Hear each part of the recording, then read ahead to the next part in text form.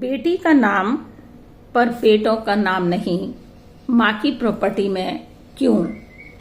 Daughters name but not son's name in mother's property why. Lunch करने के बाद ममता जी लेटने के लिए जा रही थीं कि तभी दरवाजे की घंटी बज उठी। दरवाजे पर पोस्टमैन कुछ लेटर्स लेकर खड़ा था।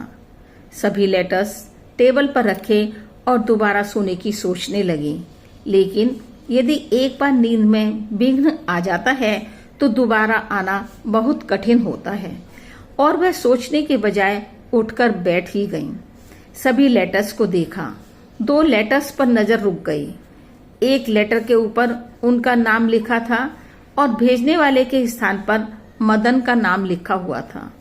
देखकर बड़ा आश्चर्य हुआ। मदन जब से दिल्ली गया था तब से आज पहली बार उसका पत्र प्राप्त हुआ था। पत्र तो बहुत दूर की चीज है। वह तो कभी भी अपनी माँ से फोन पर भी बात नहीं करता, हालचाल नहीं पूछता था। आज क्या कारण है जो उसे माँ की याद आई है? इसी उत्सुकता के कारण जल्दी से उन्होंने मदन के लेटर को खोला। मदन ने 2-4 लाइन औपचारिकताओं की लिखी, जैसे आदरणीय माँ, कैसी हैं? शायद ठीक ही होंगी। व्यस्तता के कारण पत्र नहीं लिख सका, आदि आदि। इसके बाद पत्र लिखने का मेन कारण लिखा। माँ, आपको खुशी होगी कि मेरा बिजनेस बहुत अच्छा चल रहा है और आगे भी इस क्षेत्र में काफी गुंजाइश है। इसलिए मैं अपने बिजनेस को और बढ़ाना चाहता हूँ। इसके लिए एक अच्छे ऑफिस की भी जरूरत होगी। माँ, बड़े शहरों में एक छोटी सी दुकान खरीदना भी बहुत कठिन होता है। यद्यपि मेरी कमाई अच्छी है, मुझे मेरे बिजनेस में जो लाभ होता है उसे मैं और बिजनेस बढ़ाने में लगा देता हूँ। इसलिए मुझे ऑफिस खरीदने के लिए पैसों का इंतजाम करना होगा। इसके लिए मैं सोचता हूँ कि हम अपना लखनऊ वाला मकान बेच दें। अभी तो आप वहाँ पर रह रही हैं, पर आपके बाद तो हम दोनों भाइयों को ही मिलेगा। लेकिन हम वहाँ पर आकर नहीं रहेंगे। वैसे तो आप जब तक वहाँ पर रहना चाहती रह सकती थी, परंतु क्या करें, मुझे पैसों की जरूरत है। इसलिए अब इस मकान को बेचे बिना काम नहीं चल पाएगा। मकान के विषय में मैंने अनिल भैया से भी बात कर ली थी। वह तो लंदन में रहते हैं और कह रहे हैं कि मैं भारत में नहीं आऊंगा।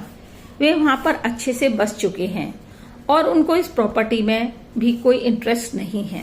ये कानूनी तौर पर उन्होंने अपना शेयर भी मेरे नाम कर दिया है। इसलिए अनिल भैया की तरफ से भी मकान बेचने में कोई समस्या का सामना नहीं करना पड़ेगा। अब आप सोच लीजिए क्या करना है और वहां पर आप अकेली रहकर क्या करेंगी। इससे अच्छा है कि आप यहाँ पर आकर रहें। ऊपर से आपकी तबीयत तो ठीक ही नहीं रहती है। ऐसे में अकेला रहना ठीक नहीं है। जब पापा का स्वर्गवास हुआ था तब वह वहां पर आया था। तब मेरी बात अपने पड़ोसी अग्रवाल जी से हुई थी। वो मुझे हमारे मकान को खरीदने के इच्छुक लग रहे थे और अच्छी कीमत भी देने को तैयार थे। यह मकान तो आपके नाम है, इसलिए सारे पेपर्स पर आपके साइन होने हैं। मैंने अहमदाबाद में सारे पेपर्स तैयार करवा लिए हैं। वह सारे पेपर्स इस पत्र के साथ हैं। मैंने जहाँ जहाँ पर टिक का निशान लगा रखा है वहाँ पर आप साइन करके जल्दी से जल्दी मुझे भेज दीजिए। आप कोई भी गलती नहीं करेंगी और जल्दी ही सारे पेपर्स मेरे पास पूरे करके भेज देंगी। बाकी सब ठीक है। आपका प्रिय बेटा मदन। मदन का पत्र पढ़कर अचंभे में आ गई। वह कभी पत्र को तो कभी उसके द्वारा भेजे गए पेपर्स को उलट पुलट कर देख रही थी। बिना उनसे पूछे, सलाह किए मदन ने सब कुछ फैसला खुद ही कर लिया। यह तो अच्छा था कि मकान उनके नाम था, वरना मकान को बेच बाच कर ही बताता। मदन को उनके अकेलेपन और स्वास्थ्य की चिंता भी मकान को बेचने की वजह से हो रही थी। पिछले कई वर्षों से वह मदन को उसकी पत्नी और बच्चों के साथ कुछ दिन रहने के लिए कह चुकी थी। यहाँ आने के लिए उसके पास न तो समय था और न ही उनको बुलाने के लिए। मदन का पत्र देखकर मैं जितनी खुश हुई थी वह सब चकनाचूर हो गया, बल्कि मन में उसके प्रति एक अजीब सी कड़वाहट और पैदा हो गई। उनके मन में विचार आ रहे थे कि आज की पीढ़ी कितनी खुदगर्ज हो गई है, सिर्फ अपने ही विषय में सोचती है। यद्यपि बबीता भी उनकी ही संतान है, पर मदन ने उसकी हिस्सेदारी की कोई भी चर्चा नहीं की है। मदन का पत्र पढ़ने के बाद रखा तो दूसरा पत्र देखा, वह बबीता का था। बबीता और उनका तो पत्र व्यवहार होता ही रहता था, पर क्या लिखा होगा बबीता ने। इसी उत्सुकता के बीच उन्होंने उसका पत्र देखा। पूजनीय माँ, इस बार पत्र लिखने में देर हो गई, आप मुझे क्षमा कर देंगी। यहाँ पर नई अस्पताल की व्यवस्था करते करते समय कहाँ निकल जाता है पता ही नहीं चलता है। माँ, मैंने शायद आपको पहले बताया था कि मैंने और महेंद्र ने मिलकर अपने अस्पताल के पास एक नया अनाथ आश्रम खोलने की योजना बनाई थी, जहाँ पर बेसहारा और अनाथ बच्चों की देखभाल हो सके। माँ, हमारे उस प्रोजेक्ट का काम काफी हो चुका है और यदि काम की यही रफ्तार रही तो हम 15 अगस्त को उद्घाटन कर पाएंगे। माँ, मैं यह चाहती हूँ कि इस मौके पर आप यहाँ पर जरूर हों, इसलिए ही मैंने आपको अभी से सूचित कर दिया है, जिससे आप अपनी तैयारी कर लें। माँ, पालना अनाथ आश्रम का उद्घाटन मैं आपके हाथों से ही करवाऊंगी।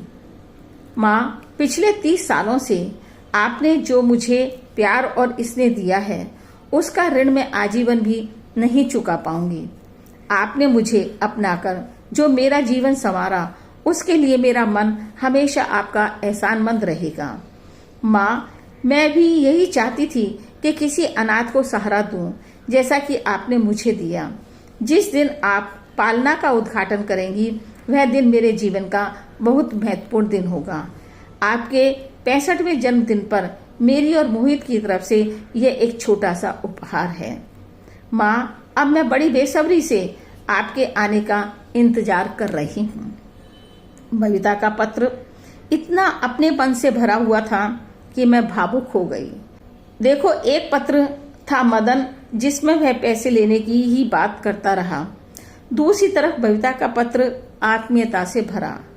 बेटों को अच्छे संस्कार देने, उनकी परवरिश करने के लिए मैंने तथा मेरे पति ने क्या नहीं किया था। अच्छे स्कूलों में पढ़ाया, सभी प्रकार की अपनी औकात के अनुसार सुविधाएं प्रदान की, पर दोनों लड़के हमेशा यही समझते रहे कि यह तो माँ बाप का फर्ज है।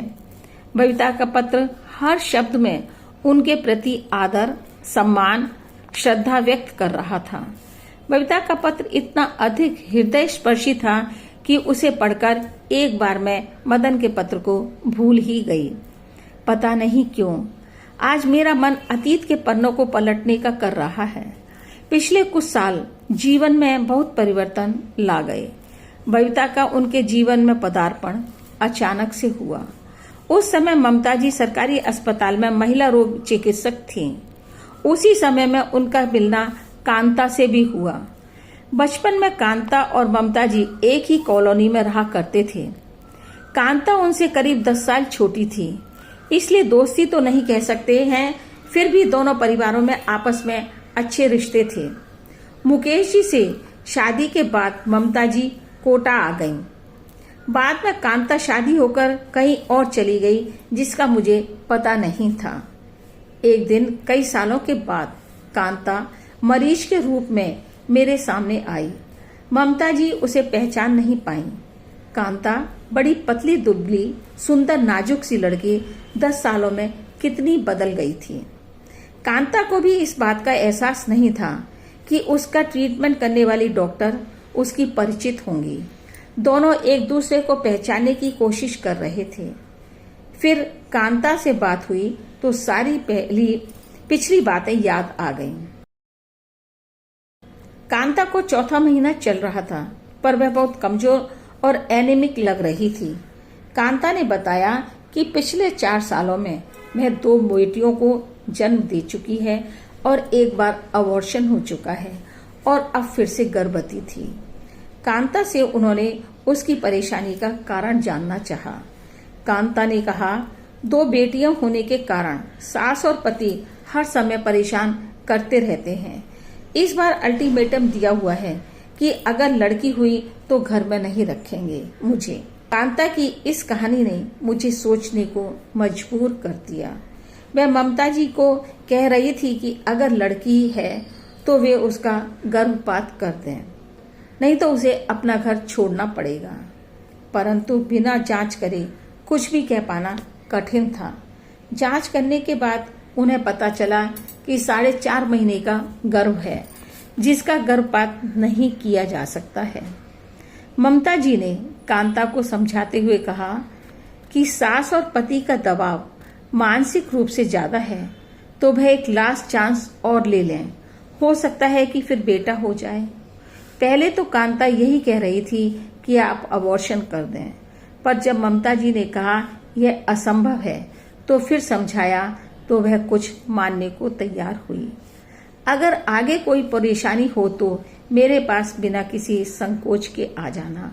और उन्होंने कुछ जरूरी दवाइयां तथा टॉनिक भी उसको दिए और खाना पीना ठीक रखे। उसके बाद कांता बीच बीच में चेकअप के लिए आती रहती थी। कांता ने अपने परिवार की बहुत सारी बातें उन्हें बता दी। कांता ने कहा, मेरे पति अकेले कमाने वाले हैं और उनकी 2 बहनें अभी कुंवारी हैं। मेरी 2 बेटियां होने पर सास और पति दोनों पागल से हो गए। अपनी नाराजगी और गुस्सा उनके ऊपर निकालते हैं, इसलिए डिलीवरी का समय पास आते जाने से वह बहुत डर रही थी। कांता का ऑपरेशन करके बच्चा होना था। वह बहुत परेशान थी और ऑपरेशन टेबल पर भी ममता जी का हाथ पकड़कर प्रार्थना कर रही थी, दीदी अगर डिलीवरी में मेरी मृत्यु हो जाती है और लड़की ही होती है तो आप मेरी बच्ची उन्हें मत सौंपना। मैं यह नहीं चाहती कि मेरी दोनों बेटियों की तरह यह भी अपमान और उपेक्षा की पात्र बने। आपके पास ऐसे व्यक्ति भी तो आते होंगे जिनके अपने बच्चे नहीं होते और वह गोद लेना चाहते हैं, तो आप ऐसे ही किसी जरूरतमंद दंपति को मेरी बेटी दे देना, जहां पर उसे मान सम्मान और प्रेम मिले। और रोने लगी। कांता की बातों को सुनकर उनकी आंखें भी नम हो गईं। ममता जी ने कहा, कांता इस समय तुम्हें कोई भी टेंशन नहीं लेनी चाहिए। वैसे भगवान की दया से तुमको कुछ भी नहीं होगा। फिर भी मैं तुम्हें वचन देती हूँ कि यदि बिटिया होगी तो उसकी पूरी जिम्मेदारी मेरी होगी, और जब तक उसे अपनाने के लिए कोई अच्छे दंपत्ति नहीं मिलेंगे तब तक तुम्हारी बेटी इन हाथों में सुरक्षित रहेगी। ममता जी के आश्वासन से कांता संतुष्ट हो गई। उसकी आंखों में उनका एहसान मानने के भाव तैर रहे थे, जो वो आज भी अपने मानस पटल पर अंकित किए हुए हैं। कांता ने कहा, दीदी मैं जिंदगी भर आराम से नहीं जी पाई, परंतु आज आपकी बातें मुझे आराम से मरने देंगी। अब कांता के ऊपर एनेस्थीसिया का असर होने लगा था, जिसके कारण बेहोश होने लगी थी। ऑपरेशन के समय उसका ब्लड प्रेशर बहुत बढ़ गया, जिसके कारण उसकी तबीयत बहुत गंभीर हो गई। हर संभव प्रयासों के बाद भी कांता को न बचाया जा सका, पर उसकी बेटी बिल्कुल ठीक थी। जब वह ऑपरेशन थिएटर से बाहर आई तो कांता की सास बाहर खड़ी थी। उन्होंने कांता की सेहत पूछने के स्थान पर पूछा, मैडम बेटा ही हुआ है ना? उन्होंने कहा, नहीं बेटी हुई है और आपकी बहू का स्वर्गवास हो गया। कांता की सास ने अपना सिर पीट लिया और विलाप करती सी बोली, वो मनहूस खुद तो मर गई, पर जाते जाते एक और मुसीबत हमारी छाती पर छोड़ गई। अच्छा रहता भगवान उसके साथ साथ इसे भी उठा लेते। कांता का पति माँ की सारी बातें सुन रहा था, पर अपनी माँ का विरोध नहीं कर पा रहा था, बल्कि उसकी भाव भंगिमा बता रही थी कि वह मन ही मन अपनी माँ का साथ दे रहा है। उसकी सूरत भी यही कह रही थी कि उसको अपनी पत्नी की मृत्यु का दुख नहीं है। उन लोगों के रंग ढंग देखकर उनको यह यकीन हो गया कि कांता की बातें ठीक थीं, इसलिए ऐसे निर्दयी हाथों में उसकी बेटी देना उचित नहीं था। उन्होंने कांता के पति को कांता की आखिरी इच्छा के बारे में बताया तो ऐसा लगा कि उनकी तो मनमानी बात हो गई। उसके पति ने कहा, ठीक है मैडम, यदि कांता की यही आखिरी इच्छा थी कि वह इस बच्ची को किसी अच्छे परिवार को दे दिया जाए तो मुझे कुछ भी आपत्ति नहीं है। मैं उसकी इच्छा का अनादर नहीं करना चाहता हूँ। मैं यह मान लूंगा कि कांता की तरह बच्ची भी जन्म लेते ही चली गई। मैं तो अपनी 2 बहनों और 2 बेटियों की जिम्मेदारियों से बहुत परेशान हूँ। अब एक और नई बच्ची का बोझ मैं नहीं उठा सकता, इसलिए ये अच्छा है कि किसी अच्छी परिवार में चली जाए जहाँ इसका भविष्य बन जाए। कांता के पति के विचारों को सुनकर ममता जी गंभीर हो गईं। हालांकि अपनी संतान के साथ ऐसा करना गलत था, पर फिर भी उसके हालातों के सामने यह निर्णय सही था। कांता की बच्ची की सारी कानूनी कार्यवाही करने के बाद उन्होंने उन लोगों को हॉस्पिटल से जाने की इजाजत दे दी। कांता की बच्ची यद्यपि कमजोर थी, परंतु देखने में बहुत ही सुंदर और प्यारी थी, इसलिए उसकी सही देखभाल करने के लिए उसे नर्सरी में रखा गया।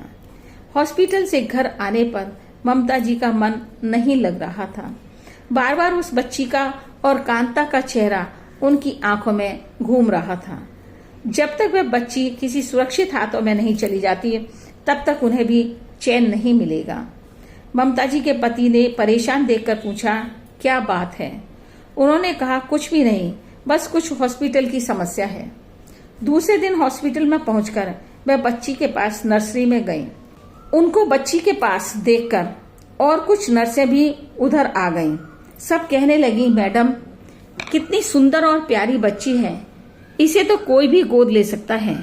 तभी बच्ची रोने लगी तो उन्होंने उसे उठाकर गले लगा लिया। उस बच्ची को भी शायद उनके सीने से लगकर माँ की गर्मी और ममता का एहसास हुआ होगा, इसी वजह से एकदम चुप हो गई। बस तभी उनके मन से एक आवाज आई कि वो अब इस बच्ची को किसी और को ना देकर खुद ही पालेंगी। अब वो केवल 2 बेटों की माँ नहीं बल्कि एक बेटी की माँ भी है और उनको एक राहत की सांस मिली। जब उनके पहला बेटा हुआ और उसके बाद जब दूसरी दोबारा माँ बनने वाली थी तो उन्होंने भगवान से प्रार्थना मन्नतें काफी की, भगवान इस बार बेटी ही देना। उस समय मेरी यह तमन्ना पूरी नहीं हुई थी, इसलिए शायद भगवान ने अब पूरी कर दी और इस प्रकार बबीता ने उनके जीवन में कदम रखे। बबीता को अपनी बेटी बनाने का फैसला उनके पति को भी पसंद नहीं आ रहा था। उन्होंने ममता जी को समझाने का प्रयास भी किया। ममता, देखो, अब मदन और अनिल दोनों बड़े हो गए हैं। मुझे ऐसा लगता है कि वो दोनों भी तुम्हारे फैसले को स्वीकार नहीं करेंगे, क्योंकि वे ये नहीं चाहेंगे कि कोई तीसरा हमारे प्यार को बांटे। और वैसे भी यह बहुत कठिन लगता है कि तुम इतनी बिजी रहती हो, कैसे इतने छोटे बच्चे की परवरिश कर पाओगी। इसलिए मुझे तुम्हारा यह फैसला ठीक नहीं लगता है। पर जब ममता जी ने अपने पति को सारे हालातों से अवगत कराया तो वह मान गए। पति के मानने के बाद अब उनको अपने बेटों को मनाने की चिंता थी। दोनों बच्चे उन दिनों घर पर नहीं थे, वे अपने मामा के घर गए हुए थे। जब दोनों बच्चे वापिस आए तो पहले तो बबीता को देखकर खुश हुए, उसके साथ खेलते थे, कभी दूध पिलाते, कभी उसकी नैपी चेंज करते। यह सब करने में उनको मजा आता था। परंतु धीरे धीरे समय के साथ साथ वह बबीता से चिढ़ने लगे। पर ममता जी को एक नया जीवन का मकसद मिल गया था। हालांकि अपने हॉस्पिटल का काम, घर का काम, 2 बच्चों और पति की देखभाल के काम के बीच मुश्किलें आ रही थीं। बच्ची की देखभाल के लिए एक आया रख ली। उसके खाने पीने तथा पहनने की सारी चीजों का इंतजाम करने में प्रारंभ में कुछ कठिनाइयों को फेस करना पड़ा। दोनों बेटों के बड़ा होने के बाद से सूसू पॉटी से लेकर रातों को जागने का सिलसिला एक बार फिर से शुरू हो गया। इसलिए कभी कभी उनके बेटे तथा पति नाराज भी होते थे, परंतु धीरे धीरे करके आदत बन गई। अब बबीता भी बड़ा होने लगी थी। वह भी ये चाहती थी कि जैसे वह अपने भाइयों को प्यार करती है वैसे ही वह भी उसे प्यार करें। लेकिन वो ऐसा नहीं करते थे। बबीता का अच्छे स्कूल में एडमिशन हो गया। वह पढ़ने में बड़ी कुशाग्र बुद्धि थी। वह ये चाहती थी कि उनके दोनों बेटों में से एक डॉक्टर बन जाए तो उनका काम संभाल लेगा। एक ने MBA किया और दूसरा इंजीनियरिंग में चला गया। वह इस बात का हमेशा ध्यान रखती थी कि बबीता के आने से दोनों बेटों की परवरिश पर तो प्रभाव नहीं पड़ रहा है। वह तीनों बच्चों की अच्छे से अच्छे तरीके से परवरिश करती और सोचती कि धीरे धीरे करके बच्चे भी इस रिश्ते को मन से कबूल कर लेंगे। पर कल्पना बनकर रह गई। MBA करने के बाद अनिल को मल्टीनेशनल कंपनी में बहुत अच्छी नौकरी मिल गई। कुछ दिन बंबई में रहा और फिर लंदन चला गया। विदेश गया तो वहीं का होकर रह गया और वहीं अपनी पसंद की लड़की से शादी कर ली। शादी करके एक फोटो शेयर कर दी बताने के लिए। मदन ने इंजीनियरिंग करने के बाद दिल्ली में ही कुछ समय किसी बड़ी कंपनी में ट्रेनिंग ली और फिर अपनी खुद की फैक्ट्री लगा ली। उसने भी बड़े भाई की तरह दिल्ली में कोई लड़की पसंद की, शादी की और वहीं रहने का निर्णय कर लिया। परंतु बबीता ने मेडिकल में एडमिशन लेकर उनकी इच्छा पूरी करने का निर्णय लिया। इसी बीच मुकेश जी को अचानक एक दिन हार्ट अटैक आया और हॉस्पिटल में एडमिट कराना पड़ा। लंदन और दिल्ली दोनों बेटों को सूचित किया गया कि पिताजी की तबीयत ठीक नहीं है। अनिल ने कहा, मैं यहाँ पर बहुत बिजी हूँ, अतः छुट्टी नहीं मिल पाएगी। मदन ने कहा, जब ऑपरेशन होगा तब बता देना, उस दिन जरूर आ जाऊंगा। हाँ, ऑपरेशन वाले दिन आकर 2-3 दिन रहकर जरूरी काम आ गया कहकर चला गया। उन दिनों बबीता ने ही सारा संभाला। डॉक्टर से सलाह करनी, दवाइयों का इंतजाम करना, उनके पति को हिम्मत देनी से संबंधित सभी कामों में जी जान से लगी रहती। मुकेश जी कुछ दिन हॉस्पिटल में रहे। अच्छे से अच्छा ट्रीटमेंट भी चला, लेकिन बच नहीं पाए। परंतु बबीता की सेवा ने उनके पति के मन में विजय प्राप्त कर ली थी। उन्होंने अंतिम समय में ममता जी का हाथ अपने हाथ में लेकर कहा, ममता, बबीता ने जो मेरी देखभाल और सेवा की है वो मेरे अपने खून बेटों ने बिल्कुल भी नहीं की। अनिल के लिए अपने मरते बाप की बजाय काम ज्यादा जरूरी था और मदन औपचारिकता निभाकर 2-3 दिन बाद बहाना बनाकर चला गया। कभी कभी मुझे इस बात से बहुत घबराहट होने लगती है कि यदि बबीता हमारे पास ना होती तो हम क्या करते। अब भले ही मैं मर जाऊं, पर इतना निश्चिंत हो गया हूं कि भले ही हमारे बेटों के पास हमारे लिए समय नहीं है, पर हमारी बेटी सुख और दुख में हमारा साथ निभाएगी। इसलिए आज मुझे तुम्हारे ऊपर गर्व होता है जो तुमने बबीता को अपनाने का एक बड़ा फैसला अपने बूते पर लिया था, वो सही था। मुकेश जी की बातें सुन बबीता की आंखें नम हो गईं, पर वह इस बात से खुश थी कि पापा ने चाहे अंत में ही सही पर उसे अपना मान लिया। मुकेश जी के जाने से उसके जीवन में बहुत उदासी तथा खालीपन आ गया था। उम्र के साथ शारीरिक कमजोरी, बेटों का दुख उन्हें अंदर तक घायल कर गया था। इसलिए उन्होंने हॉस्पिटल जाना भी बंद कर दिया। उन्होंने अपना बाकी का जीवन समाज सेवा में लगाया, जिसमें बबीता भी उनका ध्यान रखती थी। 2 सालों के बाद बबीता डॉक्टर बन गई। उन्होंने अपनी एक डॉक्टर सहेली के बेटे महेंद्र से शादी कर दी। बबीता की शादी की और वह दिल्ली रहने लगी। बबीता की शादी की खबर दोनों बेटों को भी की, लेकिन वह तो उसे मन से मानते ही नहीं थे, इसलिए नहीं आए। तो उनको ना तो कोई हैरानी हुई और ना ही बुरा लगा। बबीता बेशक दिल्ली रहने लगी थी, परंतु 1 महीने में आकर उन्हें देख जाती और घर संभाल जाती थी। जीवन की अब यही गति हो गई थी। जीवन अब इसी धुरी पर घूम रहा था। आज जब उन्हें मदन और बबीता के पत्र मिले तो उनके शांत जीवन में फिर से लहर आने लगी। दोनों पत्र दिल्ली से आए थे, पर दोनों के उद्देश्य कितने अलग अलग थे। एक स्वार्थ भरा और दूसरा निस्वार्थ प्रेम से छलकता हुआ। उन्होंने सोचा, रिश्ते कितने रूप रखते हैं। मदन और अनिल ने तो उनकी कोख से जन्म लिया था। खून का रिश्ता था, फिर भी दोनों के लिए यह रिश्ता महत्वपूर्ण नहीं था। इसके विपरीत बबीता से खून का रिश्ता न होने पर भी वह उनके दिल के कितने नजदीक थी। बबीता की हर बात से, व्यवहार से उनको आदर और सम्मान मिलता था। बबीता की हर बात उनके दिल को छू जाती थी।